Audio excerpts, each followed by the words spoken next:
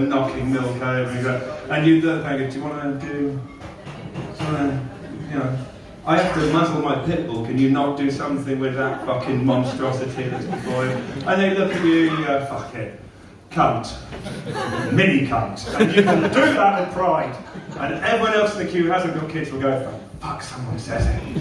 And everyone else in the queue with kids will go, just fucking come here, Tim, and don't fucking irritate that man. He looks like a sex criminal, and he appears to have a very short fuse. Yeah, I hate kids, I'm not going to lie. Some people like kids, some people don't. I'm not born to be a parent. I've got a 7-stone pit and I look like this. Nothing about me says I should approach that man with a child.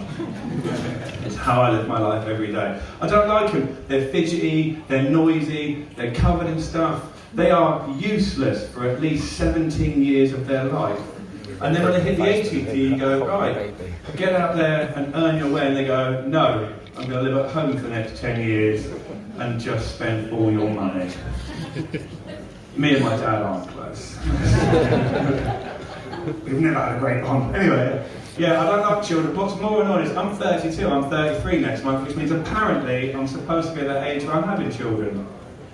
If you don't want children, any age is the age you don't have children. It's fucking brilliant. I'm free to do whatever I want. Sunday night tonight, I can do a comedy gig, 6 Valiums, a line of coke and a hooker, and no one's got to tell me I've got to be up to the drop-off at 7 a.m. tomorrow morning. It is the perfect life of freedom.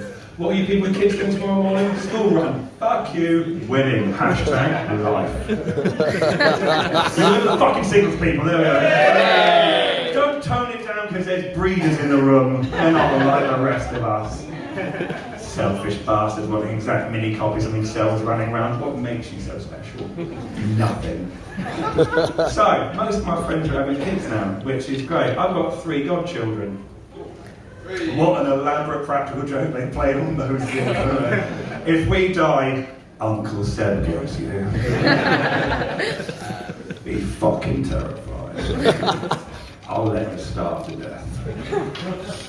Doesn't fucking make a difference to me. If you don't drink rum and coke and live off pretzels, I've nothing in the fridge for you. Time to survive, child. Time to survive. Out into the world you go.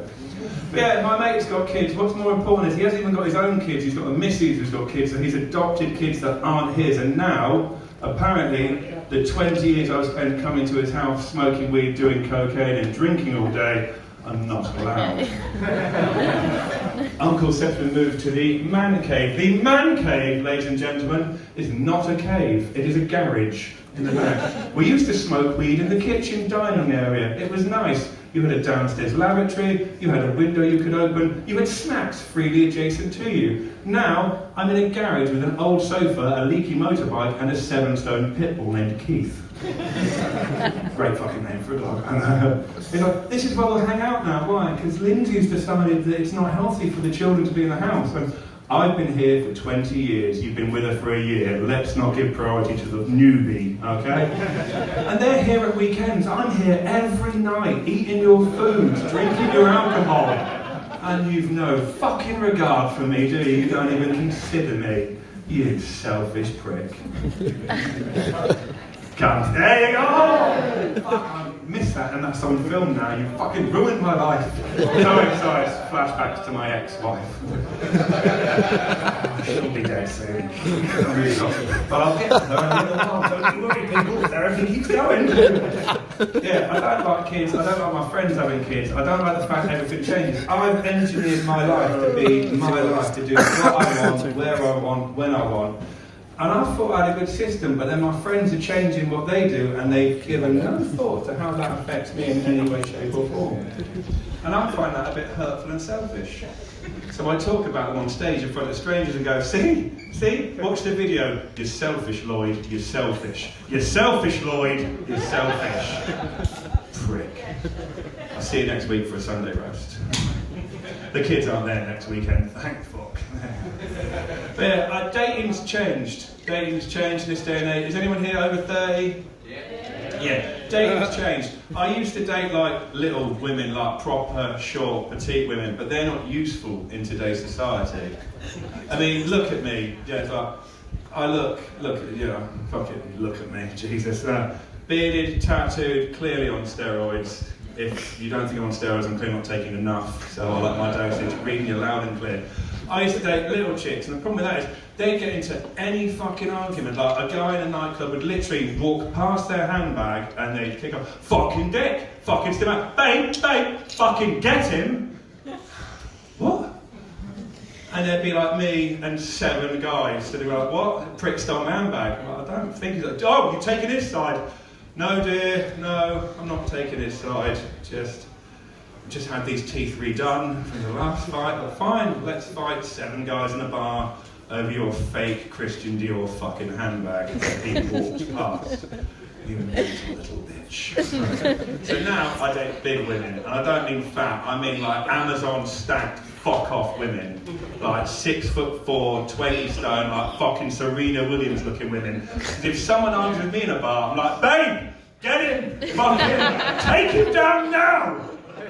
Been fighting in bars for 14 years. It's time somebody else did the work for me, for fuck's sake. I'm gonna have a gin and tonic. You fuck him up, and I'll get you a pint when we come back to it.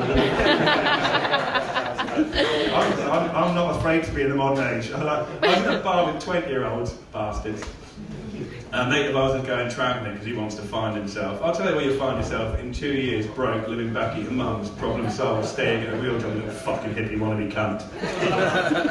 Oh, there's that word again. It's fucking useful, isn't it? Fucking hell. Never thought I'd get in so much without offending an audience. Let's go for the record, 17 times. And I was at the bar and they went, what are you having? Like rum and coke, I went gin and tonic. And one went, gin and tonic. I'm having a fucking gin and tonic. It's a summer's day, it's warm out, I'd like a pink gin and tonic. If you've got a fucking problem with it, I'll come down there and fuck you up, you little cunt. He went, yeah, gin and tonic's fine, mate. I went, oh, it's great. The beautiful thing, if you're like in your 30s, you can date girls that are 20, you can date women who are 40. Which is great, because if you meet a gobshite 20-year-old in a nightclub, you can legitimately go, if you don't fuck off, I'm going to go back to your house, marry your mum, become your stepdad, and ruin your fucking life, you little prick. It's a threat I've generally used when working the doors. It's fucking magic. Dating's different when you're over 30. I have to go to like bars and clubs where there's like young people, and it's a bit off-putting. I don't much like the young people. They're like, you know, children, they're fidgety and twitchy, they're all on coke, they're not sharing, it's a very selfish, they're a selfish breed, the millennials, selfish little breed they are. But you go out to a bar and you'll be talking to somebody and be like, right, will you make Dave? Evan's got a mate called Dave. I'm like, Dave, do you want to get a drink? He's like, yeah. I'm like, 2 pints of Foster's. And they're like, yeah. I'm like, oh, how much? Just wanted a pint, mate. I'm not buying the whole fucking bar. Like, what is this? £7 for a beer? What's the fucking theme tonight? Rip everybody the fuck off tonight? I'm like, Dave, there's £7 a beer, let's go. He's like, no, Seb, we'll stay. It's nice, it's a nice ambience. If you use the word ambience, you are 35 or older. There is no one, there's no 20-year-old in a fucking someone's house drinking out of red plastic cups going, I love the ambience when we're all on ketamine, it's such a nice place to be. But you're in there and you're like 18, 19, you're like, what the fuck do I talk to a 19-year-old about? What do we have in common? I don't do Snapchat, I don't tweet things, I don't know what your favourite filter is. I don't know, is it the cat ears? Do they still do cat ears? You look mildly young, do they still have cat ears? See, welcome to my world. I don't know. You walk to your cat ears, what's your thoughts on Brexit? You don't watch politics? Love Island, right, fucking kill me. Generally, if you watch something like, oh, but you'll never, they've got a boxer on there, you'll like it. If he's on Love Island, he's not a real boxer. No real man goes, you know what's going to help my reputation for fighting people for money? I'm going to go on Love Island and just sit around with a bunch of cunts. 9 times, here we go people, now we're getting good. But yeah, it's a strange thing. I don't like being 30. I like being 30. I don't like my friends being 30. They're making the wrong choices. They're getting married and settling down. They're buying houses. I don't know when we all agreed to become adults. When did that happen? Like, in the old days, a gentleman like yourself, you met a nice lady many years ago, I'm assuming. I don't want to judge, you could be gay, straight, or a rainbow in today's society. I don't know what people would fucking regard themselves as now. You can pick anything you want. Be a fucking Power Ranger tomorrow morning if you feel like it. Whack on like and start punching cunts in the face. 10 times! There we go. I said, but in the old days, you just went to a bar, you met someone, you went on a date, and you're like, right, this is 1965. We've dated twice, we're now getting married, we'll stay together forever. Problem solved.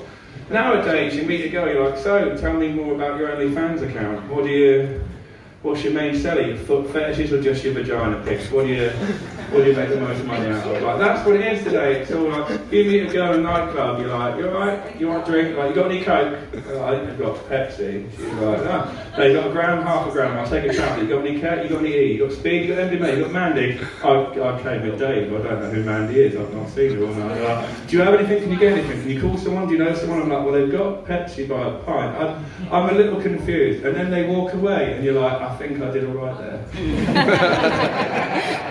And you're just like, alright. You ever been clubbing with people who are like 40 plus? You ever talk to a 40-year-old woman in a bar? The easiest thing ever. You literally, you go, right, Dave, I'm going to go talk to those women over there.